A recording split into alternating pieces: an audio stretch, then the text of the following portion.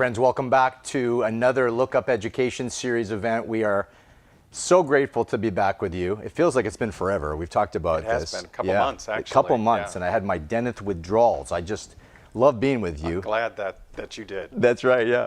And today is a special event because we're going into this wonderful season of spring, Lord willing, and we want to be able to be a fragrant smell, a fragrant bouquet to our community. And so I'm really, really thankful for today's topic, and I'll let Dennis unpack that in a little bit. Again, my name is Clinton Foppel. I'm with remedylive, and I'm really thankful to be a part of this initiative, the LookUp Education Series.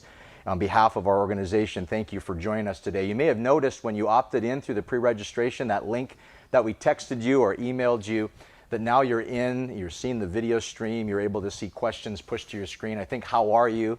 should be before you, and it looks right now that 7.54 out of 10, so we're doing better than we're worse for sure, and we're grateful again that you're being honest with us today. Throughout our time, our presenter is going to be asking questions, and we're going to be pushing those questions to your screen, so please do participate so that we can have you anonymously interacting with these questions and providing the data that we're looking for to be able to understand better about what you're saying and how you see these topics that we address.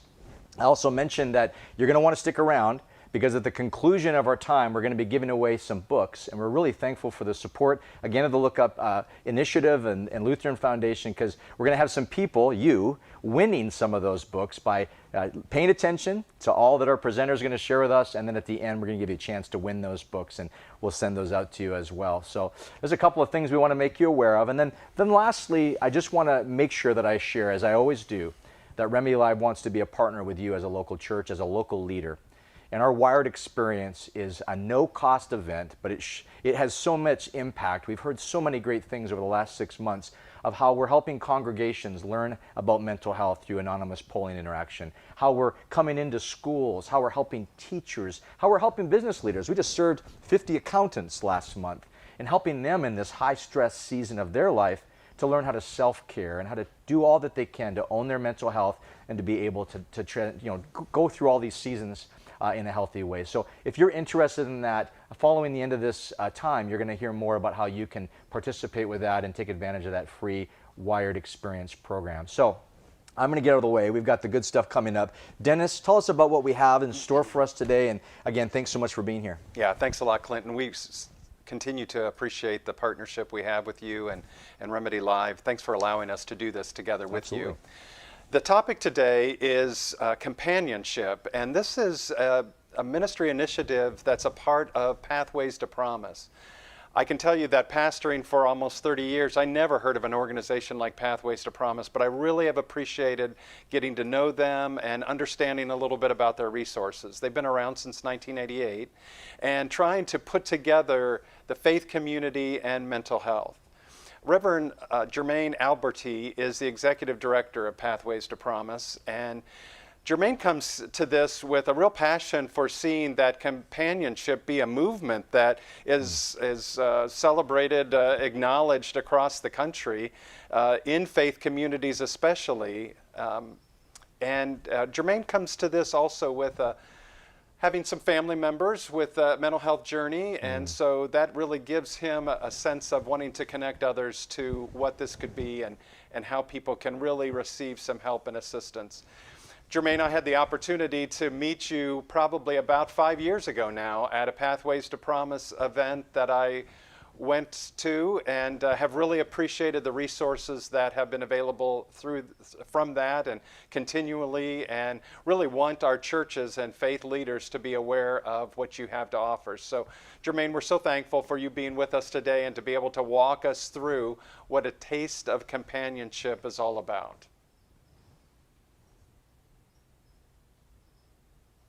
Well, Dennis, thank you so much for the opportunity to be with you all on today. And I am so honored for the partnership that we have had, and cannot believe it's been 5 years since we met in Illinois. Pathways to Promise, as you said, has been around since 1988. And what we do at Pathways to Promise is we connect mental health, faith, and culture.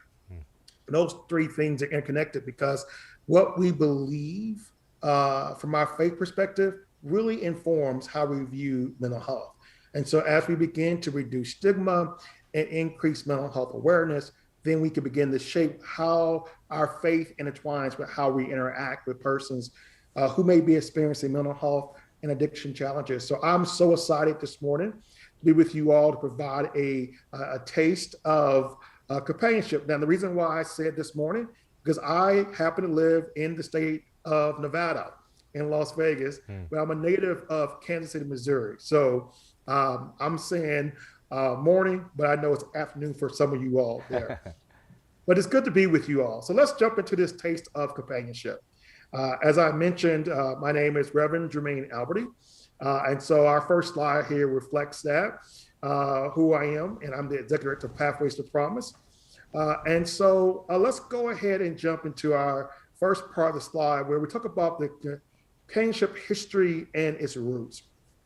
So hopefully all you can see that slide on your ends. And what you'll see is the companionship was developed as a way of outreach to homeless persons in the Seattle, Washington area. It was an outreach, an engagement tool to be able to help those homeless persons who was facing mental illness. And companionship is rooted deeply in spiritual practices that are ancient to many faith traditions. You'll see that when you hear me discuss different practices of companionship, because that's what our faith is. Our faith is a practice. And so companionship is principle and it's practical responses to those who may be suffering or those who may be struggling or those who may be in distress. It is rooted in the question, who is my neighbor? You'll see a picture of Reverend Craig Rennebaum, who is the founder of the companionship program, and we're so grateful for Craig's work. The companionship program was just that. It was a training that people went to get trained in, and in 2018, Craig Rennebaum and I met, and he passed the baton to me to take companionship and expand it throughout the nation. And from that was birthed the companionship movement. And so what you'll see here is the companionship movement is disseminated and it's operated by Pathways to Promise. And we have made an effort to distribute this program across the US, and we're really excited about that. Let's go to our next slide and let's define what companionship is. Remember, we said companionship is a practice. What is it a practice of? It's a practice of simply being present with another person. But not only is it a practice of presence, it also is rooted in relationship. Not transactions where you give a handout to a person, but a genuine relationship that's been built with that person who may be isolated, who may be in some kind of stress or suffering, but who needs our support on their journey of healing and recovery. You see, what companionship really does is it enables you to welcome that stranger, to build a circle of care with the individual, and to really be able to walk with them through the midst of their emotional and mental health challenges. And that's why it's so important that we talk about our mission of companionship. You'll see our mission here in a moment. Our mission is, as companions, we act on our concern for another person, and we offer encouragement of the 5 basic practices. Now, what are those practices? We're going to go in a little detail in a moment, but they are hospitality, neighboring, journeying side by side, listening, and accompaniment. Dennis and the foundation brought us to Indianapolis. We cannot believe it, almost 2 years ago. Matter of fact, it was in 2020, actually. It was right before COVID-19 happened, actually. It was the only in-person training we did for the whole year, was in Indianapolis. We are so excited about the work that we're doing with the foundation to expand companionship in Indiana. But we've done some work in other parts of the country. So the next slide will show you that we have done some work there in Texas, in Illinois.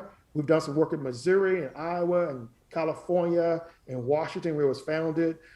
You also see on the map, there's some areas where we have more work to do that we plan on doing in the blue areas of the map. We've even done some work in Hawaii. It was wonderful to meet with the UCC denomination there in Hawaii about expanding companionship there. But we have a lot more work to do. And I hope that at the end of watching this presentation, that you reach out to Dennis and say to Dennis, how do we get involved? How do we get engaged? How do we bring companionship to our congregation, to our faith community? Let's jump into this. Our next slide talks about how does companionship begin? So glad y'all asked that question. I don't see it on the screen, but I feel you asking the question. So companionship is part of a larger process of outreach and engagement that begins even before we are even consciously aware of another person's distress, and it ends in mutuality. So companionship is something that you probably do every day, but just don't call it companionship because it's rooted in our concern for the other person. So we sense another person is hurting, our own feelings and our emotions are stirred, and then we become concerned and we act. So companionship begins out of our concern for the other person. Many of you all who are online and rooted in faith community know that we are called to service. We are called to be that servant leader. We're called to service. And so out of us stirs up in us, how do we extend ourselves to the other? And so let's look at our next slide there. Notice our next slide speaks to this. You have that concern, and that concern begins in your effort to reach that person, to engage that person. And what we want to do is we want to move from the concern to reach, to approach the person, and to now putting it to practice those 5 practices of companionship. So let's talk about this process real quick. Let's go to our next slide here. The process is this, is that when you make that connection, you're concerned, you approach the person, you make the connection. What do you do next? What you want to do next is you want to engage that person where you can begin to create partnerships between them and others to help their distress. Because companionship is done in community. It's not intended to be case management. It's not intended to be something where even in the sense of discipleship per se, where you are called to walk with that person for the rest of their lives. Companionship actually comes to an end. It comes to an end in mutuality. Why? Because you have provided that support for that moment, and provide that support in that moment. Now you have said to that person, we have a circle of care that's engaged here with ongoing care, and I can step away. Or it could actually continue. And so let's talk about our first poll. Let's see if you was listening. Let's do a knowledge check here. So companionship is a practice of presence, healing, recovery, or all of the above. I just gave you all a drink of water with a fire hose there. Let's see if you can remember what I just said. So companionship is a practice of presence, healing, recovery, or all of the above. All of the above, Jermaine, is always my favorite answer on every test. It's an easy one for me. It is. It's a nice way of saying the professor is telling me something right here. Yeah. Absolutely. Yeah. And it looks like the majority of folks are listening. They're going, it is presence. Yes, it is presence. It's also an act of helping that person experience healing and recovery. So those of you who are chiming in here, you're on the right track here. You're on the right track. And I think some people may be going, I think you just gave us the answer. So the answer is all the above. It is all the above. Companionship is a practice of both being present, promoting healing, and promoting recovery for the person. Because what we want to do is be able to give that good news. Recovery is possible. Different for all people, but recovery is possible. Let's go ahead and jump into those 5 practices. The first one being hospitality. What I love about hospitality is it's what you do every time you invite somebody to come to visit you in your congregation. It's what the greeters do. It's what hopefully the pastor does. Everyone is trying to create a welcome space for the person who's coming. One of the things I loved about worshiping in person is those hugs I would get. I mean, I love the hugs. I love the handshakes. I love that connection. And hospitality can begin with a simple handshake, a nod, a smile. It could even begin by simply asking a person, what would you like to be called? I get asked that question often. Should we call you pastor? Should we call you reverend? What should we call you? And I often say, call me Jermaine. So my mother named me Jermaine. Call me Jermaine. And folks tend to say, really?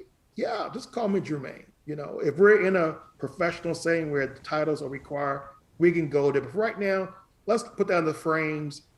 Just call me Jermaine. And what happens is when we ask a person, what would you like for me to call you? What we're doing is we're leveling the playing field. We'll welcome that person and we're doing it where we respect them and we give them dignity. Hospitality also could be simply offering rest and refreshment to an individual. But I love this quote. We seek to establish a space that is sacred in the personal sense. So my friends, hospitality is when we extend ourselves to the other. Next practice is neighboring. Notice here, we talk about neighboring. It's just like I made what I'm seeing in my deck, that slide is a little bit later. So let's jump side by side. Don't want to confuse anybody. We good? Yeah, we're good. Perfect. All right. So side by side, let's look at side by side. Now, what I love about the practice of side by side is it's really about seeing the world from each other's perspective. It's about seeing the world from each other's perspective. It's not about being confrontational or pressuring the person or even leading the person. It's about looking out at the world together, coming side by side. Notice here, the aim is not to fix things, it's simply to be together, to be present in a way of sharing the world together, coming side by side. We don't have to lead the person. We don't have to push the person. We want to walk alongside the person. And I love Amos. Over the prophet Amos says, how can two walk together unless they be agreed? Another translation says, unless they have an appointment. Side by side is two people who've come together to walk together. And so I love the practice of side by side. As you're walking side by side, what's going to happen is you're going to find yourself accompanying that person on that journey. And what's important about accompanying the person on the journey is the goal is to be led by the person.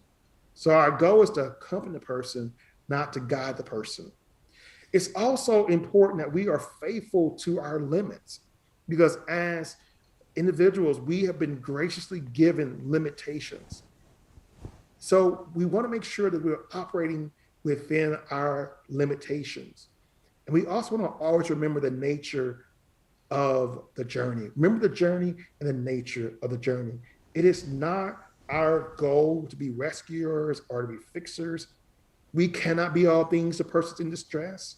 But what we're trying to do is build a relationship that is rooted in healing that takes time. And remembering that we may be only one small part of that relationship.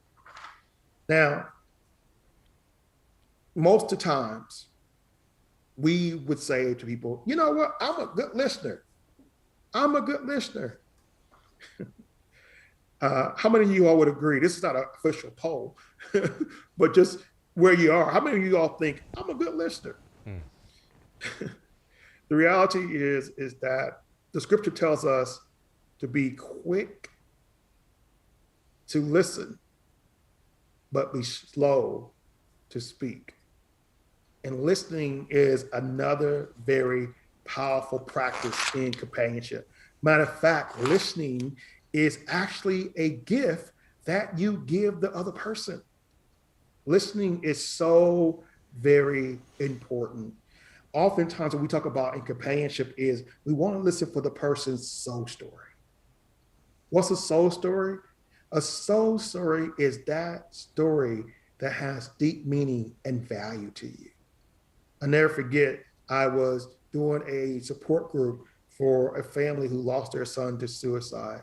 Son died by suicide. I was telling them my soul story that at a young age that I used to watch Batman. Now the Batman I used to watch was the Adam West version where they had the bam, the pow, and the punch and that stuff right there. Y'all, yeah, I may be aging myself here. I watched that Batman, and in that Batman series, Batman was alerted when there was trouble by going into the study and there was a red phone. And he looked the phone up and he would say, Commissioner, and the commissioner would tell him, Batman, we need you. And as a little kid, I just wanted to be like Batman. I just thought, I want to help people. You know, I want to be important and be able to be called and people know I could come help them. I had no idea as a little kid that I would grow up to be a pastor, that I would grow up to do the work that I do. But at that young age, you could even kind of say as a Samuel, I knew there was someone calling me to do something. I just didn't know what it was. And I want to be Batman. Well, I'm telling that soul story. And what I did not know was that young man thought of his father as his Batman. And all of a sudden, in the midst of our support group, now we're all in tears. Because my deep soul story of me wanting to help people was just what that father was trying to do for his son, to be his Batman, to be his hero. And he saw his dad as his Batman. And so that soul story, that thing that moves us, that thing that causes us to be who we all have a soul story. And so we want to make sure that as companions, we're listening for the soul story. Every story has a past and a present and a future. We can't change the past, but we can be present with them in the now. And we can help them as they build that circle of care in order to help change that future for that person. And that's why I think that neighboring, these practices are not in any particular order. They're not linear. You may do these practices all at the same time, be listening and neighboring all at the same time. Well, let's look at neighboring because I love this quote. The soul thrives not in isolation, but in community. And what's important about that is that we're not in this thing by ourselves. What neighboring is all about is really creating a frameless relationship. It is two human beings sharing a common space in a present moment. You know, if I was to ask you, like, where do you live at? And how many kids do you have? And where do you graduate from? And, you know, hey, where do you work at? And hey, what affiliation are you politically? What church do you go to? All those things create frames. If I was to flip those things and you said, where do I live? And I said, well, you know, I'm actually homeless right now. I lost my house due to the pandemic. Well, how many kids do you have? Well, actually, you know, I lost my kids, you know, and I'm fighting to get them back in court. But where'd you graduate from? Well, you know, actually I had to drop out of high school to take care of the family. Well, what church do you go to? Well, you know, I stopped going to church because I was really hurt by the church. And I just, you know, I don't know if God loves me. People treat me that way. Notice how those questions that we often use to frame who people are, people can experience different things where those frames no longer bring about our humanity of just being two humans, but those frames begin to confine us to those things. And so neighboring is a frameless relationship. It's our attempt to avoid alienating people, but seeing each other as equals on common ground. We're just simply two human beings in a new relationship, and we're trying to establish what we have in common. So if I said right now, how's the weather there in Indiana? Some of y'all will say better than it was, maybe, right? Yeah, you better believe it is. Absolutely. We see there's something called the sun out right now. The Yes, temperature has and double we digits. and we are sharing, hey, the sun. So that right there gives us common ground here. Hey, listen, the sun is there, it's shining, and we start from that vantage point there. How's the weather? And we build relationship from how's the weather. One reason why people don't respond oftentimes is because of stigma. They often don't respond because of the stigma that keeps them from really engaging people. But oftentimes, the reason why they're not responding is because oftentimes they just don't know. So our next poll question, what practice resonates more with you? Which one? That you can choose more than one, but what 5 practices resonate most to you? Because do you feel like, hey, I'm that one that's hospitable to people I meet, or I'm the person who I love to listen to people, or I'm the one who I want to accompany folks and get them to get the help that they need to get. I'm just curious to see which one of these resonates more with you. And you can choose more than one. I think we have a multiple choice function here where you can choose more than one, I believe. It looks like we have listening winning the race so far, but it was funny. At the very beginning, they were 100% across the board. And I'm like, That's right. I think Yeah. we have 5 that resonate with everybody. Yeah. I did. Yeah. I didn't pop the slide up, Jermaine, for accompaniment, and so I'm just going to put it up now, just so that our guests can see that. It says it is an act of faith, an outward sign of our belief that we are never alone. So I just want to make sure that we get that up there because I missed putting that slide up. But as you can see in the polling, it looks like listening might be our winner. Yeah, yeah. And I think that act of faith, that outward sign that we're never alone, that right there, I love the hymn, I come to the garden alone while the dew is still in the roses. And the joy we share as we tarry there, no other have ever known. And you know the chorus, right? And he walks with me, and he talks with me, and he tells me I'm his own. And the joy we share. Anyhow, that song, just never alone, just really that right there just really does well with me. So we see that there are some winners, and we see there are some kind of that are neck and neck here. So listening and side by side, those two are those practices that resonate most with you. Let me tell you that this is what this is, though. It truly is called a practice because you have to practice it. You have to do it in order to get good at it. And I believe that practice makes better, not perfect. The more we practice, the better we become. That's great. All righty, let's jump to our next slide here. Let's talk about stopping the stigma. Stopping the stigma. Let's talk about that. So stopping the stigma. So I want you to think of all the negative words we have heard that put down people who are facing emotional struggles. Words like loony, nuts, smell, crazy, psycho, bananas, weirdo, mad. We want to make sure we stop the stigma. And I heard somebody best describe stigma as a stigmatism. Stigmatism blurs how you see things.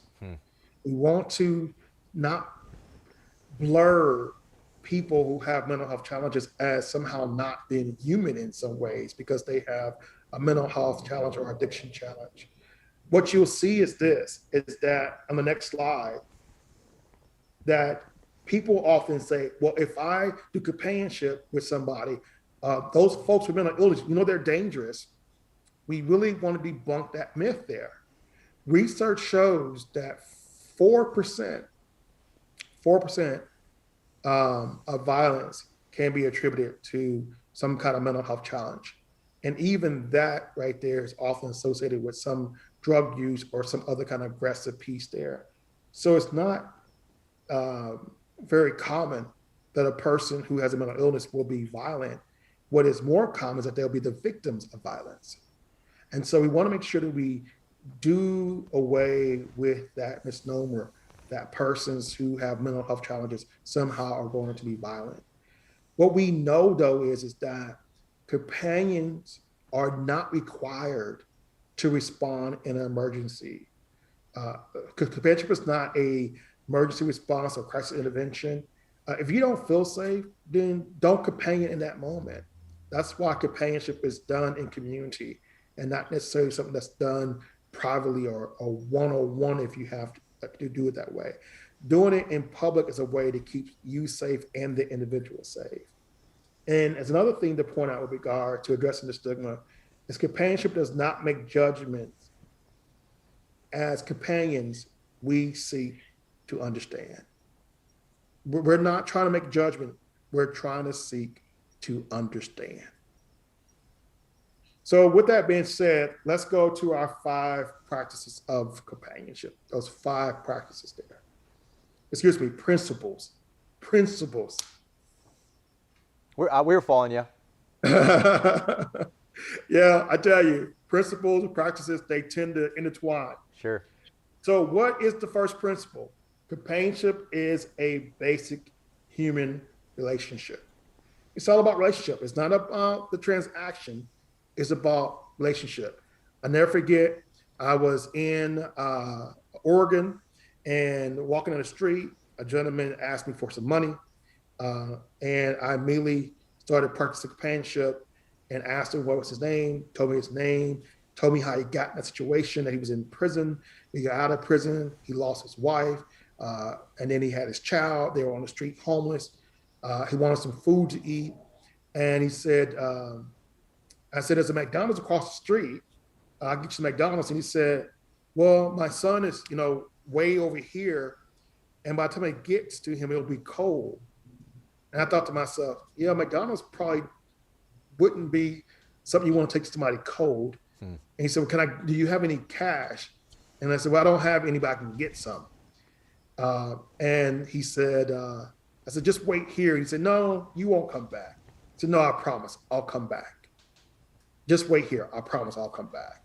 And when I came back, he thanked me for acknowledging him. He said, there are so many folks who walk by me and don't even make eye contact with me. They walk past me as if I don't even exist. And we continued to talk just for a moment. I gave him the cash, and then he went on his way. And in that brief exchange, probably over 30, 40 minutes, I had companioned that man, and we had built some basic relationship. I wasn't going to fix all of his problems. I was serving a momentary need, but the companionship was in me recognizing his dignity, his humanity. On the other hand, in another city, I was coming out of a restaurant, had just ate some barbecue in Alabama, and the guy said, hey, what you eat in there? And I told him what I ate. And he said, can I have some of that too? And I said, sure. If you notice the story, I get hit up a lot for money, right? And so we go to the restaurant and he says, what did you have? I said, I had this right here. And so I said, okay, we can order that for you. And then he said, well, can I get 2 pounds of ribs? And immediately I thought, wait a minute. I'm getting you a pound of ribs. Why do you need 2 pounds of ribs? And that became very transactional. I paid for the meal and I walked away. The difference was, in that instance, there was no relationship built at all. It was transactional. I still gave him a meal, but it was very transactional and there was no relationship established. That's why principle 2 is really important there, right? Companionship is not about fixing it. It's about establishing that basic relationship. Notice principle 3 here, it was a public interaction. It's a public relationship. And that's important because when you meet up, you can meet up at a coffee shop. You can meet up maybe in the church lobby. You can meet up in different places. Being in places where it's public, where their safety, your safety is not a concern. It is a place where you can have that open dialogue with the person. It's not saying that you don't meet in private from time to time, but the intention is not to be a case management kind of role, but a public relationship. Principle 4 is companionship comes to the end. What we mean by that is that you could have met that person's need, the circle of care is established for that person, and there's no need for you to companion in that sense anymore. It ends in mutuality. It ends in a place where the person who was in distress may no longer be in distress because they have a circle of care. They have persons around them that can assist them and support them. And the 5th principle is this, is that companionship is a spiritual journey. It's a practice of presence. It's a practice of love. It's a practice of compassion. And that's part of many of our spiritual journeys. We are trying to be Emmanuel to those that we encounter. We're trying to be the God that is in us to those we encounter. It's a spiritual journey. Now, companionship, while it is rooted in spiritual practices, is not something that has to only be done from a spiritual practice. It is just being respectful and honoring the humanity in all of us. Why? Because what we know is that companionship can be used in all of these circumstances. Our next slide shows you that companionship can be used with somebody who's experienced trauma or anxiety, with children who may be having mental health issues. It can be used with those who may be experiencing mental illness or substance disorders. It can be used with those who may be experiencing issues or of aging, and even with those experiencing poverty, discrimination, inequality, economic injustice, housing insecurity. Companionship can be used in all of those areas, and those areas don't discriminate. Those areas are not just issues of people of faith. Those are issues with people who have faith and who don't have faith, who you could, by offering companionship, be that source for them to get over that hump that they may be experiencing. And so, how do you get this training called companionship? How do you get that? I'm going to tell you that in a moment. But before we do that, we have one more knowledge check, one more poll. Companions are obligated to fix the issue for the person in distress. Companions are obligated to fix the issue for the person in distress. Jermaine, this is another question I like on a test. I got a 50-50 chance. Yes. And I see right now 100% saying that is false. That means you were listening. And I'm glad you were listening, because, you know, people don't want another job. They're going, another job? Nope, this is not a job. This is a practice. This is a practice. And so you put it into practice where it best applies. So you are right. You are not obligated to fix the issue for the person in distress. It may be that you refer to somebody who can help fix that telephone bill that's due, or the rent that's due, or the electricity that needs to be paid. Maybe you don't have the money for that because you don't have that, but you know that there's a nonprofit that offers that support, and that can be the person who helps that person in distress. But you did companion the person because you may accompany them to get that support. So 100% correct. All righty, let's look at how you get this workshop. I'm excited about this. And what I'm excited about is at the Lutheran Foundation, Carol is there, and she's a companionship instructor. She's one of our ambassadors there. And Carol can actually train you in companionship virtually.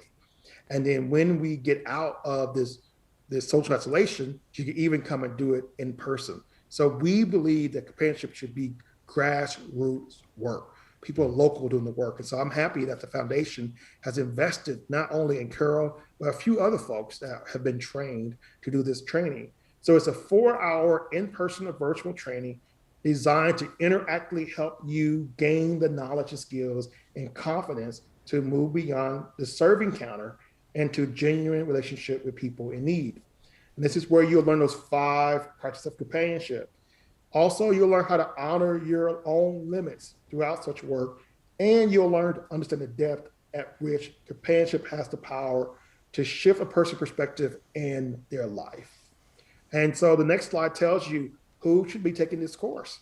Uh, it is open, it is available to anybody. Uh, Anybody who's working with another human being can do companionship. You may be saying, I'm interested in not just taking the course, but can I teach this course? Absolutely. We offer a 2-day in-person training and a day and a half virtual training that will train you to become an instructor to actually teach this course. And so if you're interested in doing that, the next and last slide gives you contact information to reach out to. You can reach out to admin@pathways2promise.org, email us at admin@pathways2promise.org.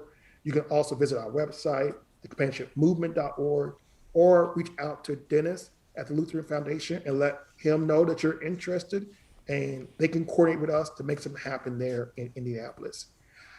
I try to save a few moments for some Q&A. But before we do that, I think it may be trivia time. Is that right? Well, we're going to collect some questions first. So Okay. you'll notice, All right. those of you that are watching, the question box should be up on your screen. If you've got questions for Jermaine, or perhaps you've got questions for Dennis on behalf of the Lutheran Foundation. But one of my questions, as I see this, is what kind of experiences have you had, Jermaine, when an entire congregation embraces this companionship? Like, can you tell us some stories? Can you give us some examples of when the bride of Christ in a neighborhood becomes, engaged with this companionship concept, how it changes a neighborhood, how it changes a city? Yeah, absolutely. In St. Louis, we've had congregations that have embraced companionship as part of a process to become wellness champions. And so they get trained in not only companionship, but how to be a trauma-informed congregation. They also get trained in a program called Mental Health First Aid, which I'm a national trainer for. And they've embraced the concept. And what they became is this warm handoff from persons coming into their faith community, to their church, to the actual mental health provider. And so by embracing companionship and other trainings, they are now that community connector between the mental health provider and their faith community. So we have seen how this can work in St. Louis.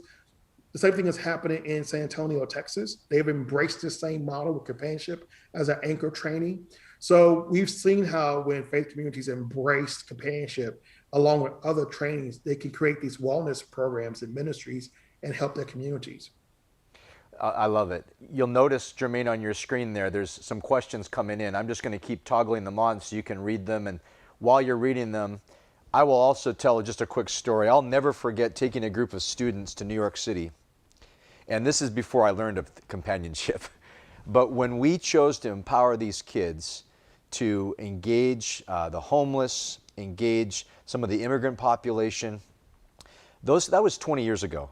Those kids, which now have their own kids, I keep in relationship with them, they mark that as a lasting change event that revolutionized their understanding of the hands and feet of Jesus.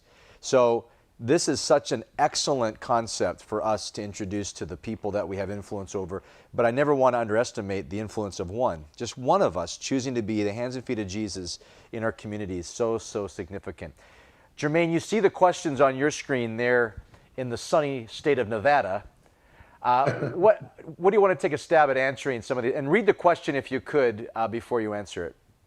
Yeah, absolutely. So first question is, what do you think is the most prevalent misunderstanding of companionship? And I think that sometimes people think of it as somehow case management, or that it is some kind of lifetime commitment. And that's why we point out that companionship can be a one-time encounter, or it could be something that develops to a relationship that ends in mutuality, respect, equal respect for the other. And so the ultimate goal in companionship is how you are responding to that person who may be in distress in a way with these practices that help that person come through that distress. So just like the Samaritan story, the gentleman helped the gentleman who was in distress and then said, hey, if you need anything else, reach back out to me. But the person was passed off to the one who could help. And so that's the difference between this ideal of what's the difference between side by side practice versus their accompanying practice. So side by side is being able to put aside our own, if you would, world view, and together seeing the world together as human beings. In essence, we're putting aside all those different things that could divide us and looking at what connects us. And so I think what's important about the accompanying aim of this here is that it's not about necessarily trying to pressure that person or think that person as being subservient or being confrontational, but it's really about meeting that person where they are.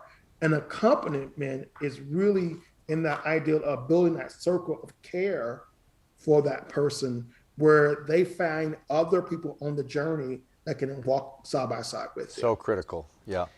Jermaine, I really like when we do the in-person workshop on this, the demonstration of what side-by-side means.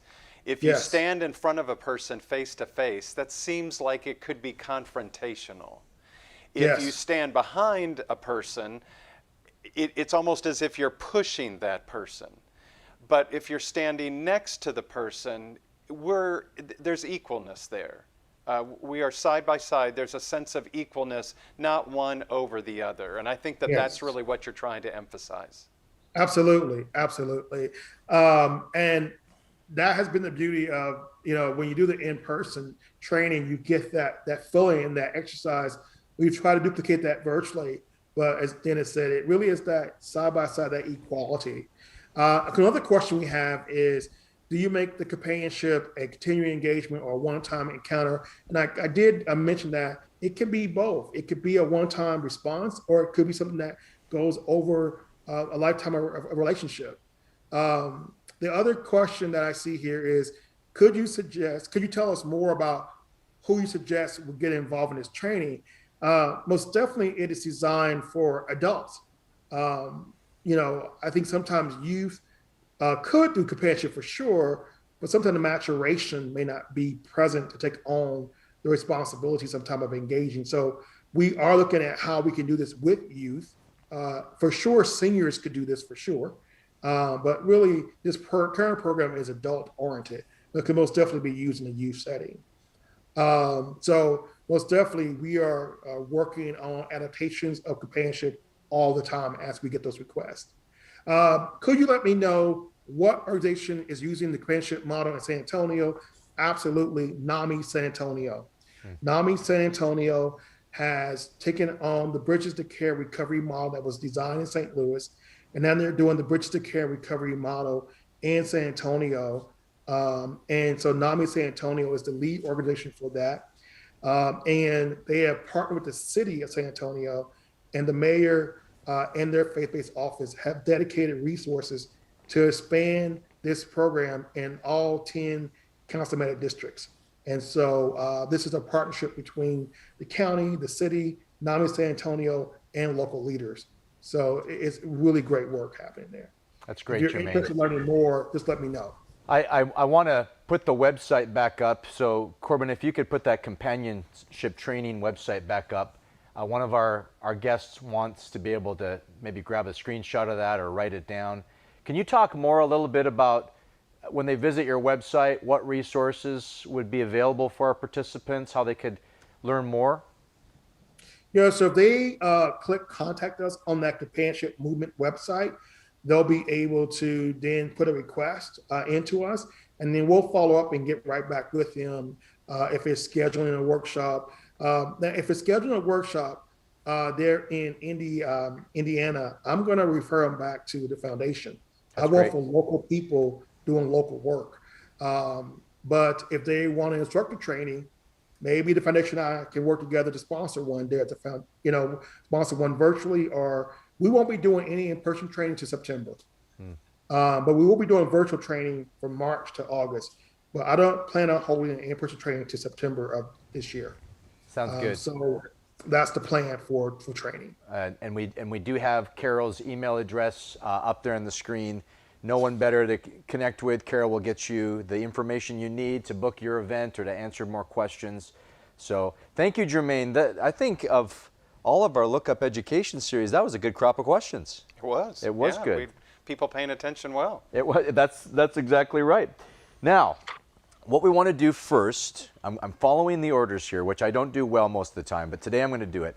We're going to actually ask you now to evaluate today's Lookup Education Series webinar. Obviously, we're not going to put the results up on the screen. We're going to give you a chance to be able to tell us how you felt this went, because as you know, the Lutheran Foundation and this whole initiative, we want to do more of these, and we want to make sure that we're helping improve and get better at offering these to you. So please be honest in regards to your response. In a second here, I'm going to give you a way for you to type in some practical information that you may have gleaned today from Pastor Jermaine and perhaps from some of the other things that we discussed. So hang on to your horses there a little bit before you answer that question. And yes, don't go anywhere. We have the trivia questions coming up. I know everyone likes to win stuff, Dennis. And if someone logs off without winning stuff, we're going to hear about it at Remedy Live. And we don't want anyone unhappy today. So the next question I'm going to push your way again is that practical information that you can type in. And I'm going to give you some time to do that while I ask Jermaine one final question. You mentioned that this really is focused mostly on adults. I'm guessing, as a father of 4 kids, that I, as a parent, could bring my family to a training, and we could do this on mission as a family. Could you talk a bit about that and how important it would be for families to embrace this concept and make that a mission of their family? That's a wonderful concept, and I think most definitely families could embrace this, because one thing that I hope I've said, and if I didn't say it, I'll say it now, that is companionship is done in community. It is done in community. And so what we like to create is companionship care teams where we have companions. And so I can see a family unit committing to doing companionship, to living that out as a part of their faith practice. Mm-hmm. So I could see you inviting teenagers and parents to come together and do this kind of work. Clinton, think about, though, the implications of parenting with these 5 things in mind. Going back to that side by side, I remember as my sons were growing up, there'd be many a times that I would have a conversation with them like this, and it's that confrontational.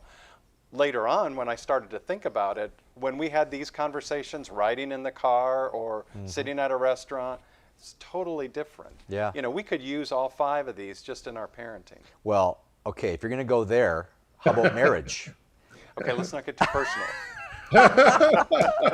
We're not here today to do that. Okay, sorry. I got to listen to Dennis. He's the boss here. Yeah, right. Thank you so much for your evaluation feedback for today's event. Now to the prize giveaways. Just to have you know kind of the rules, you're going to see the question on your screen. These are questions that Jermaine provided based on his presentation. You get 20 seconds to answer. But can I just give you a tip?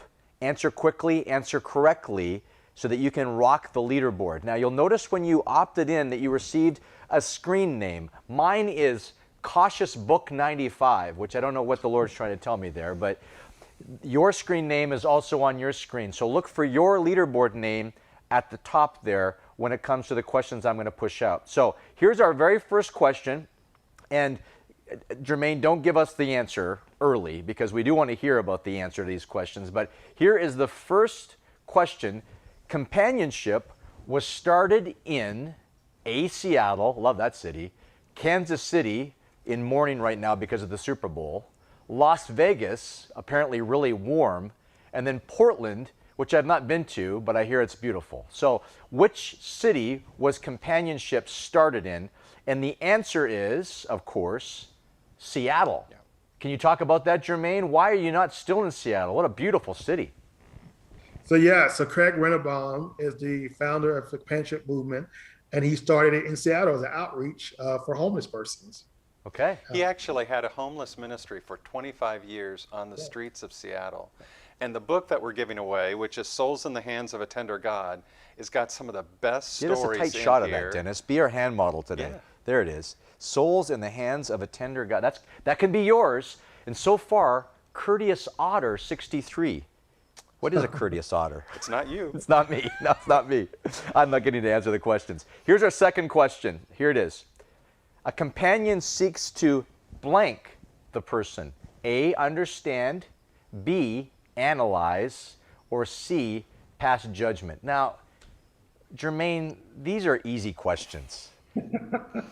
I'm used to doing events where you've got to have a PhD to get the right answer to these questions. Courteous otter is still at the top of the leaderboard, and of course, we know that the answer is indeed that we should strive to understand the person. And I love that that came through today. It is so hard for us sometimes to put ourselves in their shoes. That's why listening is such a key part of these these features that we're talking about. But it's not a natural characteristic. It isn't. You know, oftentimes we think we're good listeners, but you really have to be intentional with that. Well, and can I go even further and say that church people are often very good at telling you what you should think rather than the listening. And I'm just owning that for myself. I've had to learn to be a better listener, both as a leader in the church, but also as a father and as a husband. So last question. Courteous otter still rocking it up top there. Does companionship come to an end? Oh, this is tricky. Yes, no, or both.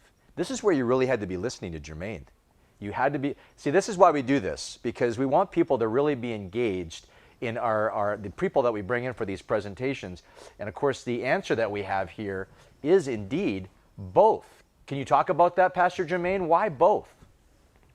Because it could be a one-time encounter, or it could be a relationship that's developed over the lifetime of that relationship. So it could be just one time you encounter that person, you offer hospitality, and that's it. Or it could be over time you develop a relationship with that person. So yeah, it could be both. All right. Well, it looks like Amusing Tortoise. Carol, can you write these down? Because I just realized we did not set this to give away 3 books. Is that right? 3 books? 3 books, yeah, okay. The top 3. So here's the deal. Amusing Tortoise is winning today, which is, of course, an amusing tortoise should always win.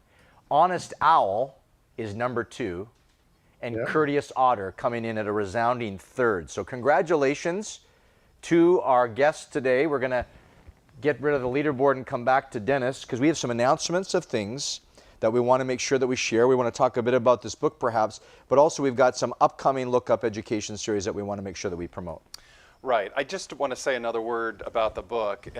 Three of our people are going to get the book, but I would really recommend this to anybody. Not only does this kind of give the history of how Craig Rennebaum got started with it, but just some excellent stories, some soul stories about people that he connected with in his years of ministry. And I mean, I don't have the best memory to remember what people say at different times. I went to this event 5 years ago. I can still remember stories that Craig Rennebaum told then that impacted his life, that created this movement.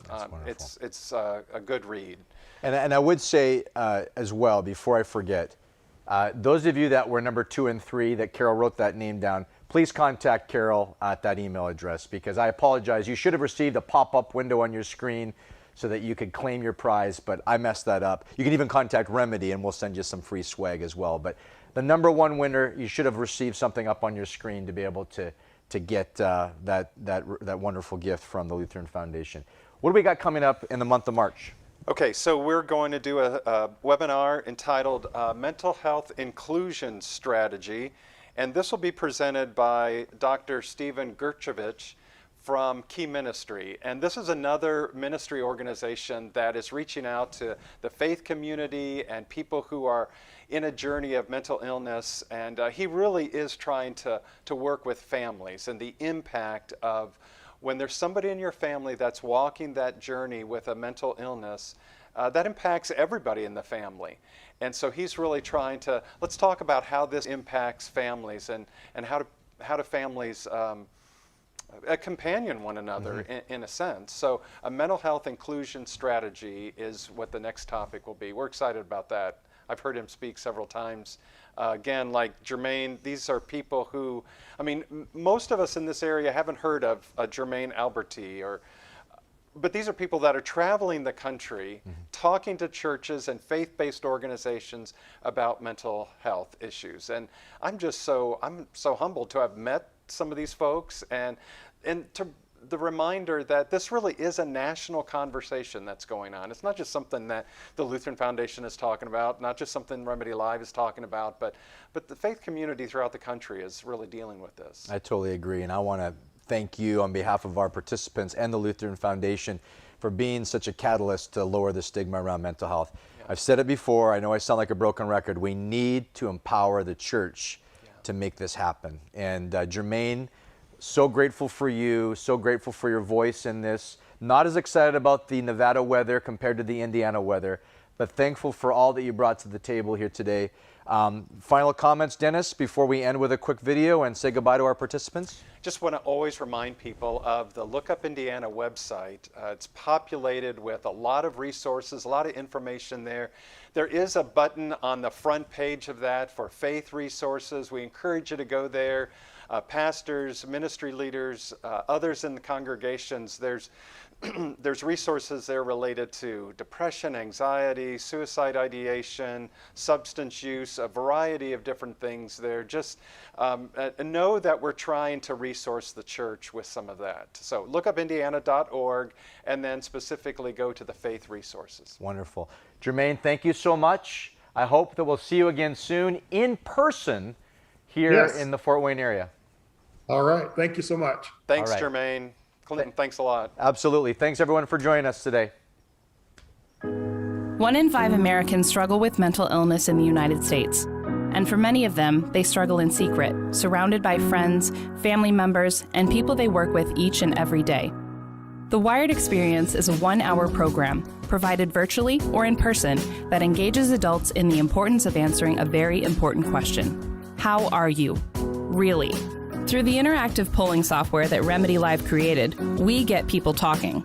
The Wired Experience helps organizations big and small talk about the tough issues of secret struggle, provide important information about mental health and the network of care, and get a data snapshot of the trends within the organization so further resources can be provided to serve their people.